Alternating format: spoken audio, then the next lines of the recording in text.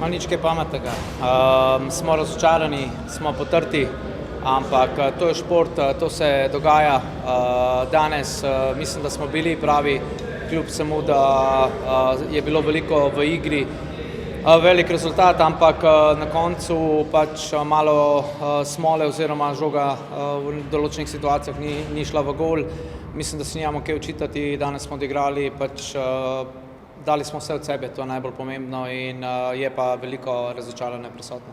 Bi rekli, da je pritisk s tribun v nekaterih momentih deloval celo negativno, da je bilo pritisk za nekatere prevelik?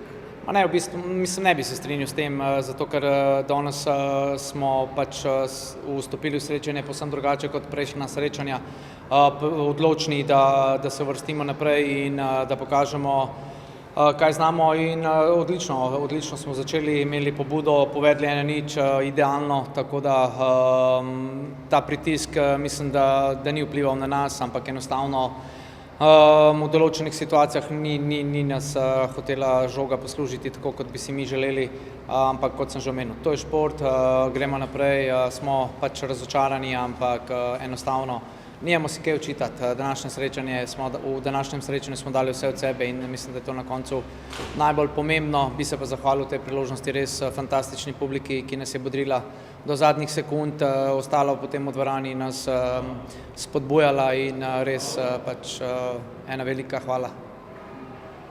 Nervoza je bila tista, ki jo je že po prejšnji tekmi proti Belgiji, čeprav je bila pač zmagovita, omenjal selektor Horvat.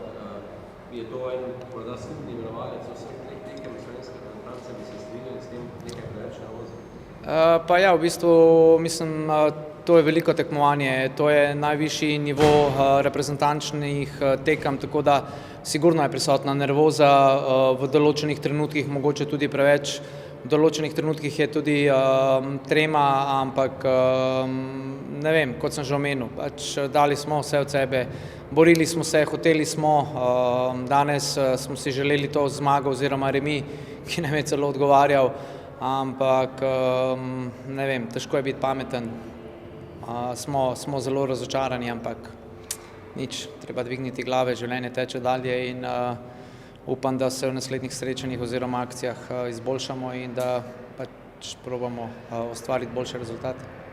Kaj je šlo narobe in zakaj Slovenija ne bo igrala četrtfinala? Ja, definitivno nekaj šlo narobe, če tekmo izgubiš, tako da preveč prelahko prejeti zadetkov, definitivno individualna in kolektivna kvaliteta nasprotnika ter pa nerealizirane priložnosti, ki smo imeli. Mislim, da smo imeli dovolj priložnosti, da bi tudi to tekmo lahko pripeljali na drugačen način. Oni so bili sproščeni, bili so praktično brez možnosti za napredovanje pred tekmo, to se je videlo, odigrali odlično tekmo, mi pa smo danes pač žal pokazali premalo. Dali smo vse od sebe, verjamem, da se je to videlo na terenu, ampak tak je šport. Šport je večinoma pogojen s kvaliteto in ta je na koncu tista, ki presodi, po mojem mnenju. Bi rekli, da je bilo še težje igrati, zato ker Belorusi niso imeli ničesar, da smo bili? Pa rekel bi, da ne. Rekel bi, da smo mogoče danes, dajmo reči, se s tekmami otresli tega nekega pritiska, ki ga morda nismo vajeni, odigrali v dosti segmentih vrhunsko tekmo, v mojem mnenju, ampak v nekaterih segmentih bili površni, preslabi in na tem nivoju pač nasprotniki to kaznujejo. Belorusija se je pokazala kot vrhunska, to smo vedeli že pred tekmo in danes so samo potrdili, da igrajo v vrhunskih klubih in danes so kaznovali naše napake. Podpora je bila odlična, pričakovanja so bila visoka pred prvenstvom. Kaj ste rekli po koncu te tekme v garderobi? Ja, definitivno so bila pričakovanja večja, kot se je na koncu to pokazalo.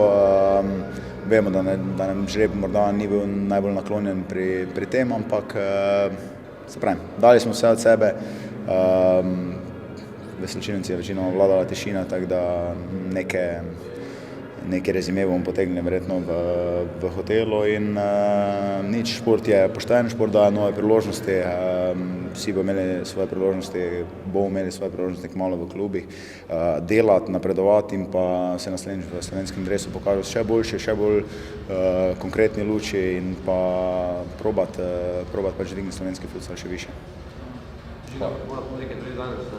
Izjemno. Ja, izjemna podpora publike, pač fantastično, nimam kaj za reči, bili so fantastični, tudi na koncu mislim, da so prepoznali naš trud, ampak tako kot sem rekel, pač mislim, da je šport to procentualno prevelik del, odvisno od kvalitete, da bi samo na srce lahko premagali nasprotnike, ki pač so, to je vseeno 16 ekip najboljših, tako da je bilo danes to žal premalo, pač v tej priložnosti bi se zahvalil tudi vam novinarjem, ki ste to tako intenzivno spremljali in moram reči, bili nam tudi v podporo, tako da hvala tudi vam.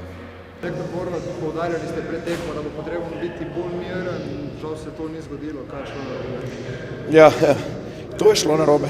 Enostavno ne zdržimo tega psihičnega pritiska, ki ga taka tekma nosi, vsaka taka, ki je, bom rekel, iz tega vidika zelo težka, ne rečem, ampak enostavno imamo premalo igralcev, ki to lahko zdrži.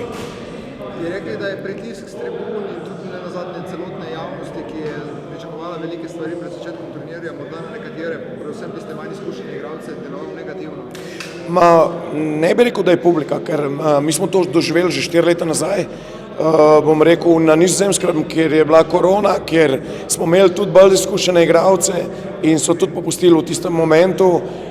Mislim, da, kaj pa vem, ne bi rekel, da je publika. Publika nam je dala dodatno energijo, mislim, da je tle nekaj drugega.